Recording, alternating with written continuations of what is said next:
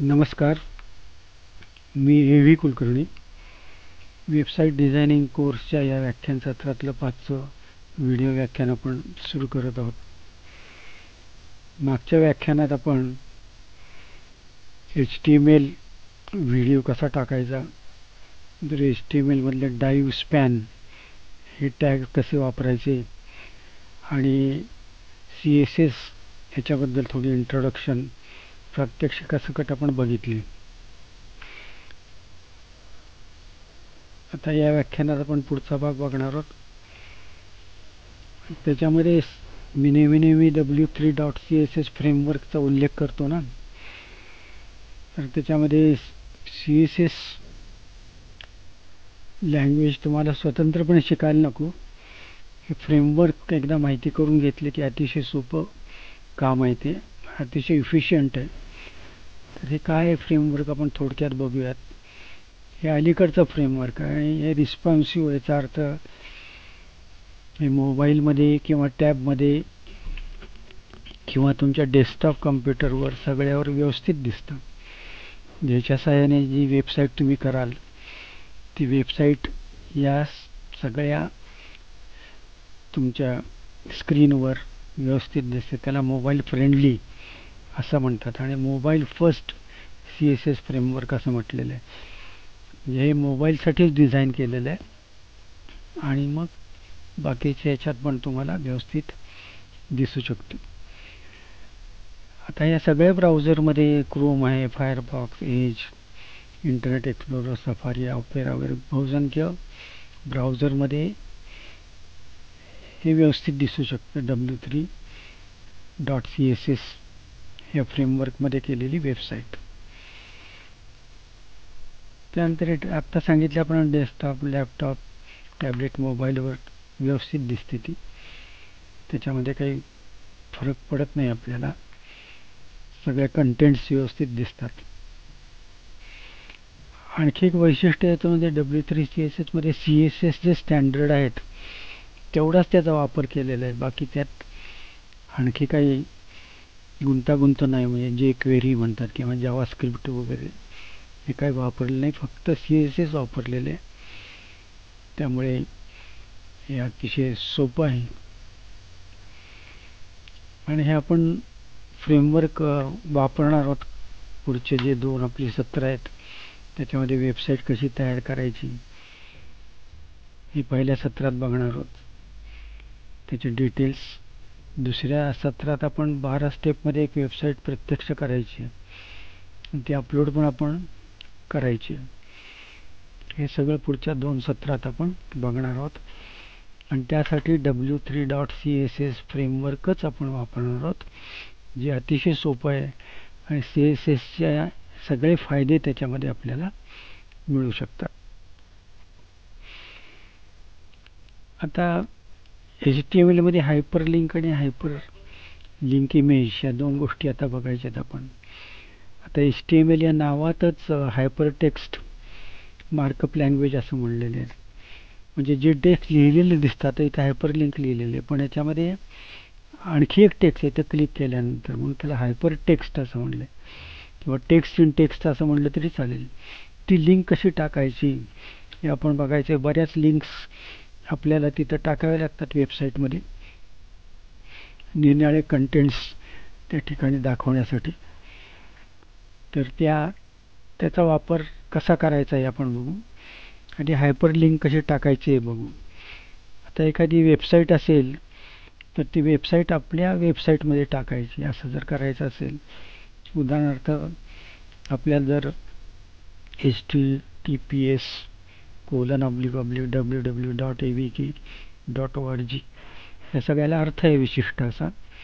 https म्हणजे hypertext आहे आणि S म्हणजे सिक्युअर्ड आहे पेज, आणि त्याच्यामध्ये www हे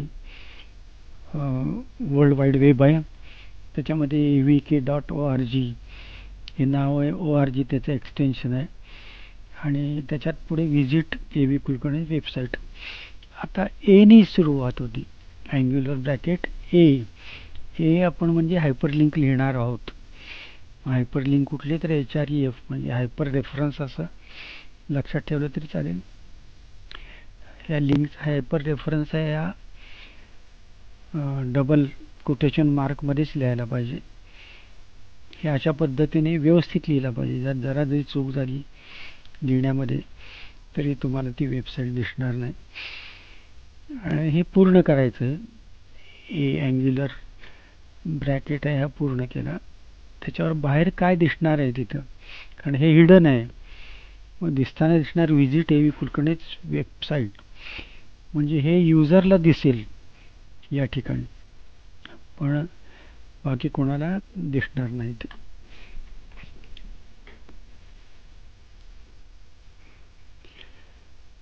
आणि इथं पूर्ण केलेली जे angular bracket oblique angular bracket complete. तर अशा तऱ्हेने ही हायपरलिंक आपण देऊ शकतो. आता समजा आपल्याला एक इमेज टाकायची आणि त्या इमेजला क्लिक केल्यानंतर वेब पेज ओपन झालं पाहिजे. आता हेच इमेजच्या साहाय्याने कसं लिहितो, हायपरलिंक इमेज, ते अशा पद्धतीने लिहिता येईल. हायपरलिंक हे आहे तसंच आहे, पण आता इथं विजिट AV हे जे ते टाकलेलं आहे, पण त्याच्यामध्ये अजून कंप्लीट नाही झालेलं आहे.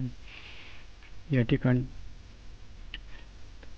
इथं कंप्लीट झाले, तर त्याच्या या दोन्हीमध्ये टॅग नी सुरुवात होते आणि नी कंप्लीट होतो हा टॅग चा. त्याच्यामध्येच इमेज टाकायची, म्हणजे ह्याला क्लिक केल्यावर तुम्हाला ही हायपरलिंक किंवा वेबसाईट दिसेल. तर ती इमेज टाकली आहे, त्याला बॉर्डर दिली, अल्टर नाव दिलेलं आहे, सोर्स दिलेला आहे आणि विड्थ त्याची दिलेली आहे. स्टाईल व्हर्टिकल अलाइन मिडल, त्याच्यामध्ये जे टेक्स्ट आहे ते सेंटरला येईल त्या ठिकाणी. आता हे आपण एक एक बघूयात. हायपरलिंक आधी बघूयात. हायपरलिंक बघितली अशा पद्धतीने आहे. आता या ठिकाणी आपण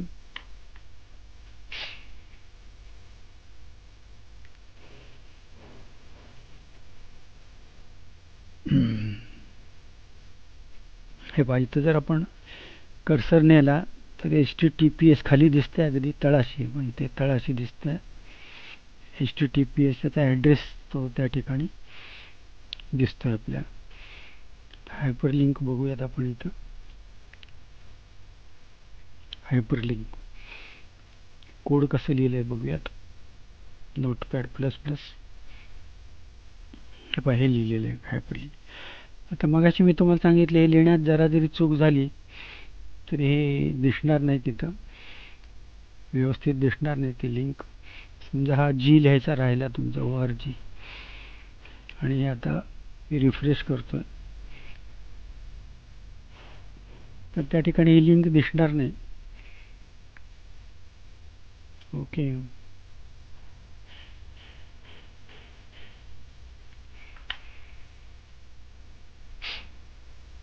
तर त्यात ती चूक करू नका, कारण तो ॲड्रेस लिहिणं महत्त्वाचं आहे. सेव्ह करतो.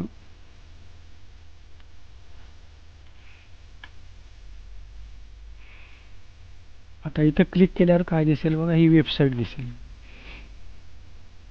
ही वेबसाईट आहे. ओके, आता तुम्हाला या नेहमी मी सांगतो त्याच्यामध्ये HTML चे आपले सगळे लेक्चर्स इथं दिलेले आहेत. HTML फाईल, व्हिडिओ लेक्चर सगळे. तिथं क्लिक केल्यानंतर तुम्हाला सगळे लेक्चर दिसतील तुम्हाला. हे बघा, हे सगळी पूर्वीची लेक्चर्स आहेत, पहिल्यापासूनची 4 लेक्चर्स आहेत, ते 5वं लेक्चर चालू आहेत. ओके, अशा प्रकारे आपल्याला दिसू शकेल. तर ही लिंक आहे हायपरलिंक. आणि हे आपण जे लिहितो विजिट AV कुलकर्णी वेबसाईट, ते इथं दिसणार आहे. म्हणजे इथं दिसणार हे त्यांना, आणि त्याची लिंक आहे खालच्या बाजूला येते, खालच्या बाजूला इथं कोपऱ्यात येते. ओके, हे हायपरलिंक.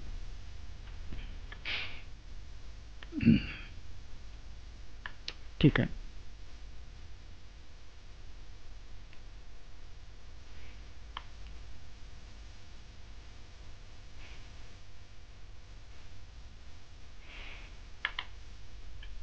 इमेज पण आत्ता बघितली आपण. आता इमेज बघण्यासाठी इमेज तिथं लिहिलेलं आहे.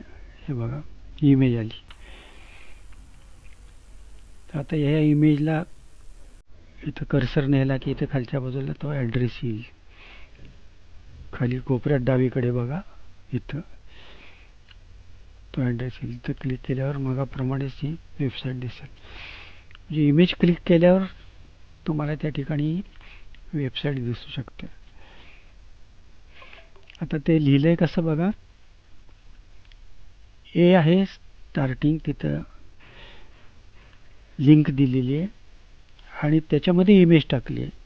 हे ओपनिंग टॅग, क्लोजिंग टॅग ह्याच्यामध्ये टाकली आहे. त्यामुळे इथं क्लिक केल्या इमेजला ही तुम्हाला वेबसाईट दिसू शकेल. तर इमेज क्लिक केल्यावर कशी वेबसाईट दिसेल ते तुम्हाला दाखवलं. आणि use an image as a link हे सेंटरला त्या ठिकाणी येतं. हे आपण आत्ता बघितलंच आहे. हे बघा, an image as a link इथं सेंटरला हे येतं. अलाइन मिडल म्हटलेलं आहे, त्याच्यामुळे येतं. तिथं पाहिजे ते तुम्ही लिहू शकता, AV कुलकर्णीची वेबसाईट वगैरे वगैरे. पण इथे AVK लिहिलेलं आहे त्यामुळे ते लिहिलेलं नाही. ही बॉर्डर 10 दिलेली आहे, त्याला बॉर्डर आली होती 10, ही बॉर्डर आली होती. ठीक आहे, नेक्स्ट.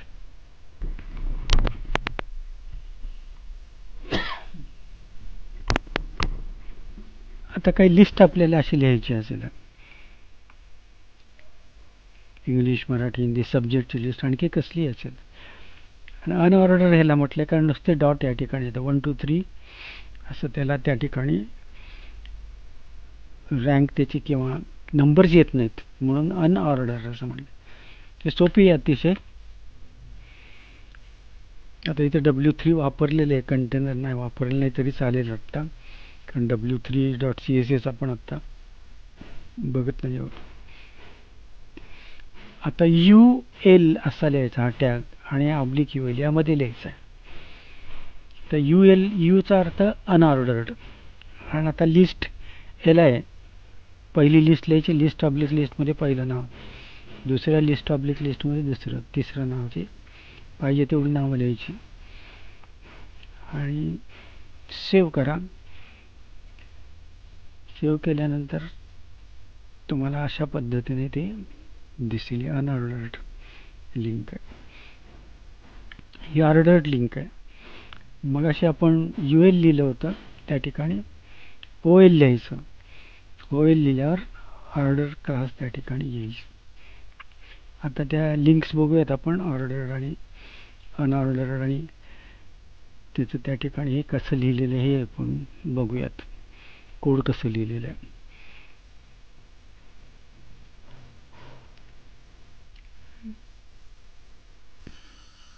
लिस्ट, आता अनऑर्डर्ड आधी बघूयात. अनऑर्डर्ड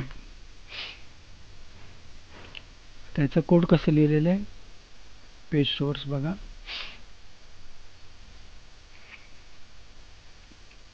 UL ऑब्लिक UL याच्यामध्ये लिहिलेलं आहे, LI ऑब्लिक LI याच्यामध्ये इंग्लिश, तसं दुसरी ओळ, तिसरी ओळ.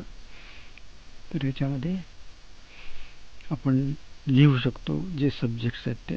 UL म्हणजे अनऑर्डर्ड, अनऑर्डर्ड लिस्ट, L म्हणजे लिस्ट, अनऑर्डर्ड लिस्ट. अशा प्रकारे अनऑर्डर्ड लिस्ट लिहिलेली आहे. आता ऑर्डर्ड लिस्ट बघायची असेल तर यूच्या ऐवजी फक्त O करायचं, बाकी काही नाही. हे 1 2 3 4 1 2 3 आणखी ॲड केलं तर येईल. ऑर्डर्ड आहे, ह्याचं कोड कशा पद्धतीने लिहिलं आहे बघा. हे पाहिजे OL म्हटलेलं आहे, OL बाकी सगळं सेम आहे, फक्त ULच्या ऐवजी OL, अनऑर्डर्डच्या ऐवजी ऑर्डर्ड लिस्ट OL असं लिहिलं आहे. सोपं आहे, अतिशय सोपं आहे, पण सिंपल असलं तरी ते लक्षात ठेवून वापरणं हे तितकंसं सोपं नाही. तर लक्षात ठेवा, आहे 2-3दा स्वतः करून बघा तुम्ही. आणि प्रत्येक मी तुम्हाला उदाहरणं जी दाखवतोय ती तुम्ही करून बघा. माझ्या वेबसाईटवर तुम्हाला केव्हाही ते बघायला मिळेल, त्यामुळे असं काही समजण्याचं कारण नाही की दरवेळेला यूट्यूबला जाऊन ते लेक्चर उघडा असं काही नाही. माझ्या वेबसाईटला जा आणि त्या वेबसाईट VK.org त्या वेबसाईटला तुम्हाला हे सगळं मिळू शकेल कायम अगदी. ठीक आहे.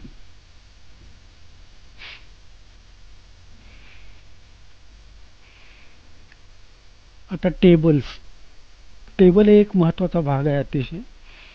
टेबल ऑब्लिक टेबल याच्यामध्ये आपण टेबल डिफाईन करतो. या टेबलचं काही नाव द्यायचं असेल तर कॅप्शन ऑब्लिक कॅप्शन त्या ठिकाणी म्हणजे वर हेडिंग ज्याला म्हणतो ते टेबलला कॅप्शन सेंटरला ते येईल. नंतर TH म्हणजे टेबल हेडिंग. टेबल आपण कॉलम करतो ना, रोज आणि कॉलम. तर पहिला रो जो आहे ते हेडिंगचा असतो, दुसरा रो जो आहे तो TR अशा तऱ्हेने लिहितो पुढचे रोज. आणि या TR मध्ये TD म्हणजे डेटा. या 3 लक्षात ठेवायचं. TH म्हणजे हेडिंग त्याचं म्हणजे पहिल्या ह्यालाच येणार रोल आहे.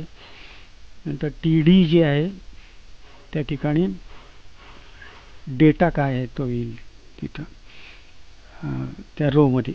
TR म्हणजे रो, त्या रो मध्ये डेटा काय येईल. त्यानंतर टेबल बॉडी हा ग्रुप जर करायचा असेल तर बॉडी कंटेंटचा T बॉडी असं लिहू शकता तुम्ही. फुटर वगैरे वापरू शकता. हे महत्त्वाचे आहेत. कसा उपयोग करायचा हे बघूयात आपण. हे या ठिकाणी आता आपण टेबल जे लिहिणार आहोत त्याला स्टाईल कशी द्यायची. CSS वापरलेलं आहे इथं. हे CSS आत्ता HTML5 आपण बघतोय म्हणून मी CSS इथं तुम्हाला देतोय. हे आपल्याला W3 CSS मध्ये ऑटोमॅटिक मिळणार आहे तिथं सोप्या भाषेमध्ये. आत्ता लक्षात ठेवा टेबल TH TD म्हणजे टेबल हेडिंग, टेबल डेटा आणि टेबल हे सगळ्याला बॉर्डर 3 pixel दे आणि ती सॉलिड ब्ल्यू बॉर्डर दे असं इथं या प्रोग्रामिंगमध्ये सांगितलेलं आहे. स्टाईल ऑब्लिक स्टाईल हेडमध्ये लिहिलेलं आहे. ओके. तर CSSचे कमांड्स या ठिकाणी लिहिलेले आहेत. आता बॉडीमध्ये एक हेडिंग दिलेलं आहे टेबल एलिमेंट. हे सिंपल टेबल आहे. हे असं दिसेल बघा सिंपल टेबल.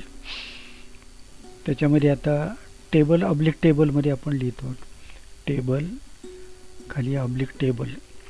त्याच्यामध्ये कॅप्शन दिलेले स्टुडंट्स रो इथं कॅप्शन आलेले स्टुडंट्स रोल कॅप्शन बोल्ड फेसमध्ये दिलेले म्हणून B टॅगचा वापर केलेला आहे. आता TR पहिली रो आहे. ती पहिली रो जी आहे ती हेडिंगची आहे म्हणून TH केलेलं आहे त्याला रोल नंबर. ते हेडिंग ठळक टाईपात आपोआप येईल. तिथं लिहायचं कारण नाही. B टॅग काय वापरायचं कारण नाही कारण TH म्हटल्यावर त्या ठिकाणी ते हेडिंग आपोआप ठळक टाईपात येईल. त्यानंतर TH पुढचा नेम पहिल्यांदा roll number TH roll number आणि TH नेम हे हेडिंग झालं ठळक टाईपात. तर ही रो कंप्लीट आहे म्हणजे TR ऑब्लिक TR ही एक रो कंप्लीट झाली. आता दुसरी रो म्हणजे TR त्याच्यामध्ये डेटा पहिल्यांदा टाकलेला आहे. TD 1 हा डेटा टाकला आहे. त्यानंतर TD आता नेम त्याचं 1 रोल नंबर त्याचं नाव काय त्या स्टुडंटचं पाटील AR हे नाव टाकलेलं आहे.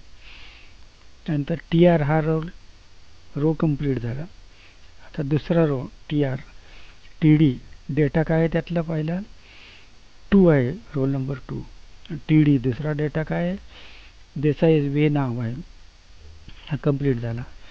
TR दुसरी रो पण अशा पाहिजे तेवढ्या रोज इथं की पाहिजे तेवढे कॉलम्स पण हे आपल्याला करता येतात. एक नमुना म्हणून हे दाखवले. आता प्रत्यक्ष आपण हे बघूयात. सिंपल टेबल हे बघा अशा पद्धतीने. ओके. तिथेही दाखवलेलंच आहे मी.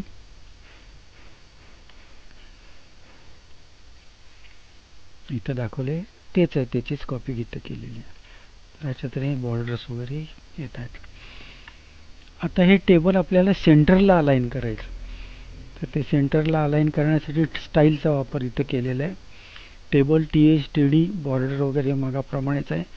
टेबल डॉट सेंटर आता इथे क्लास वापरला आहे. टेबलचा सेंटर क्लास वापरला आहे.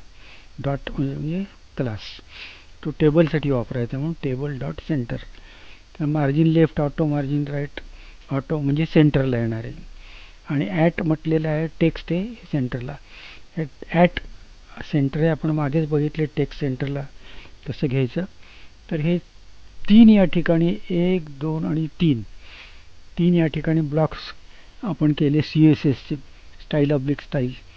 हे पुढे पुढे ते अवघड होत जातं CSSचं म्हणून W3 डॉट जिथं जिथं CSSचा उल्लेख केला तिथं मी W3 डॉट CSS प्लॅटफॉर्मचा मुद्दाम उल्लेख करतो आहे. आणि हे सगळं सोपं केलेलं आहे, हे अतिशय सोपं केलेलं आहे. त्याचं आपण डिस्कशन करू त्यावेळेस तुम्ही बघाल.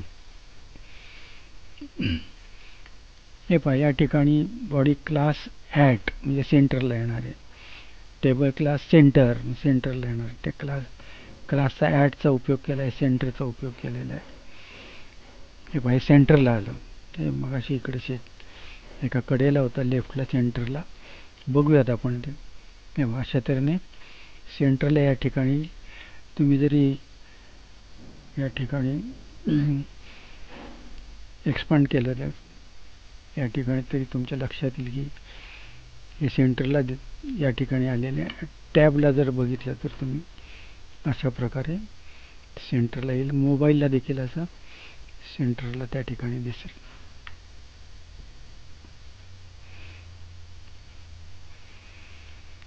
आता आयफ्रेम हे अत्यंत उपयुक्त आहे. आपल्या वेबसाईटमध्ये वेबपेजमध्ये एखाद्या फ्रेममध्ये तुम्हाला काही गोष्टी दाखवायच्या आहेत तर एक वेगळी फ्रेम तिथं करू शकता आणि त्या फ्रेममध्येच त्या पाहिजे त्या गोष्टी टाकू शकता. आय फ्रेम त्याला इनलाईन आय म्हणजे inline frame is use to embed another document within the current document. मग तिथं एखादी PDF फाईल टाकू शकता तुम्ही किंवा तिथं एखादा तुम्ही इमेज टाकू शकता किंवा एखादी वेबसाईट पण टाकू शकता त्याच्यामध्ये. आयफ्रेममध्ये कशी योजना असते आता आयफ्रेम हे दाखवतो मी तुम्हाला. हे पहा आयफ्रेम, हे पहा आयफ्रेम, हे पहा अशी चौकट होती. या चौकटीमध्ये ही फ्रेम आहे. या फ्रेममध्येच तुम्हाला हे सगळं दिसतं आणि ते व्यवस्थित दिसतं. आणि पुन्हा असं हे पहा ही संपूर्ण वेबसाईट जी आहे ती या ठिकाणी दिसते फ्रेममध्ये, आयफ्रेममध्ये. एक आयफ्रेम फार मजेशीर टूल आहे, छान आहे अगदी. तेवढ्याच भागात तुम्हाला काय माहिती दाखवायची. बाकीचे वेबसाईट तशीच दिसणार, फक्त ही बदलेल त्या ठिकाणी आयफ्रेमची ही वेबसाईट. आता अशा तऱ्हेची वेबसाईट सगळी आपल्याला कशी करायची आहे त्याच्यामध्ये आत्ता बघितलं तुम्ही तिथं निरनिराळ्या गोष्टी दिसत आहेत तुम्हाला. स्लाईड शो दिसतो, ऑटोमॅटिक स्लाईड शो आहे. तर हा कसा करायचा हे सगळं बघणार आहोत आपण. तर हा भाग त्या ठिकाणी झाला आयफ्रेमचा. आणि आयफ्रेमचा त्या ठिकाणी कोड आहे ते अतिशय सोपं आहे. आयफ्रेम म्हणायचं, अँग्युलर ब्रॅकेट आयफ्रेम, सोर्स द्यायचा मगासारखाच एला दिलाय तसा. टायटल काय द्यायचं ते द्यायचं तुम्हाला त्या ठिकाणी द्या आणि हे दिसेल तुम्हाला आयफ्रेम कंप्लीट केलेलं आहे. Inline frame. ओके. आता आयफ्रेमचा कसा एक आणखी उपयोग करता येतो, ऑडिओ पण त्यात टाकता येतो. आपण ऑडिओ बघितलं ना, एम्बेड ऑडिओ, एम्बेड व्हिडिओ असं मुद्दाम म्हटलेलं आहे. एम्बेड म्हणजे त्या ठिकाणी चौकट येईल, म्हणजे नवीन वेबपेज नाही उघडलं जाणार, त्याच वेबपेजमध्ये तेवढ्या चौकटीमध्ये तुम्हाला ऑडिओ आणि व्हिडिओ काय पाहिजे असेल ते दिसेल. आता ऑडिओ कसा दिसेल बघूयात आपण. हे पहा ऑडिओ दिसेल. ही सगळी वेबसाईट बाजूची असणारच आहे, फक्त एवढ्याच चौकोनात तिथं तुम्हाला ऑडिओ दिसेल. ओके. आवाज कंट्रोल करता येतो.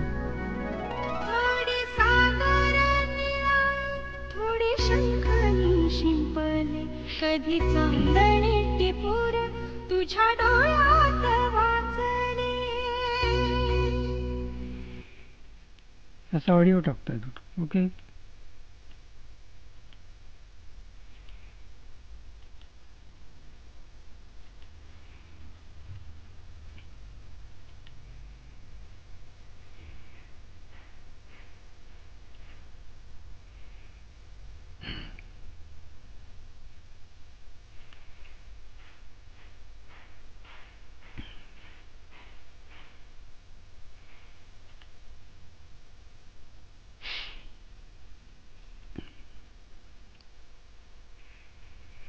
तसाच व्हिडिओ पण टाकतात. व्हिडिओ बघूयात या चौकटीमध्ये व्हिडिओ. बाकीची वेबसाईट दिसतच असते, पण हे सेपरेट पेज येत नाही. हे मुद्दाम लक्षात ठेवा. एम्बेडिंग त्यातमध्ये आपण टाकलेलं आहे आपल्या वेब पेजमध्ये एका बाजूला व्हिडिओ टाकला आहे. हा व्हिडिओ आपण बघितलेला आहे, तर तो व्हिडिओ त्याचाच रेफरन्स इथे द्यायचा आहे. आणि तुम्ही जर त्याचा सोर्स बघितला तर या सोर्समध्ये सोपं आहे. आय फ्रेम म्हणायचं, सोर्स द्यायचा ते व्हिडिओ 22.html आणि विड्थ हाईट किती आहे ते द्यायचं.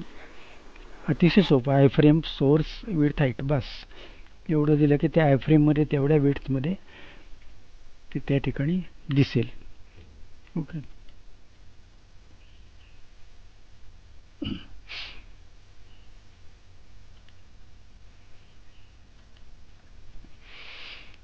आता HTML फॉर्म या ठिकाणी बघायचे आहेत. फॉर्म्स आपल्याला.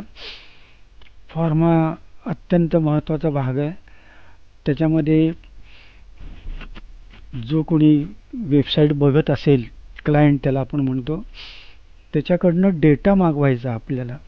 आपण वेबसाईट तयार केलेली आहे आणि आपल्याला त्याच्याकडनं त्याचं नाव काय, त्याचा ईमेल ॲड्रेस काय, त्याचा फोन नंबर काय, तर ते HTML फॉर्म जो भाग आहे आपण तो पुढच्या वेळेला बघूयात. आणि आत्ता आपण थांबूयात. ओके. धन्यवाद. तुम्ही तुमची शंका जरूर मला विचारा. avkulkarni@gmail.com हा माझा ॲड्रेस आहे, ईमेल ॲड्रेस. त्या ॲड्रेसवर कळवा. किंवा तुमच्या कमेंट्स असतील त्या यूट्यूबला पण टाकल्या तरी माझ्यापर्यंत पोचतील. आणि तुमचा रिस्पॉन्स काय याच्याबद्दल जरूर कळवा. धन्यवाद.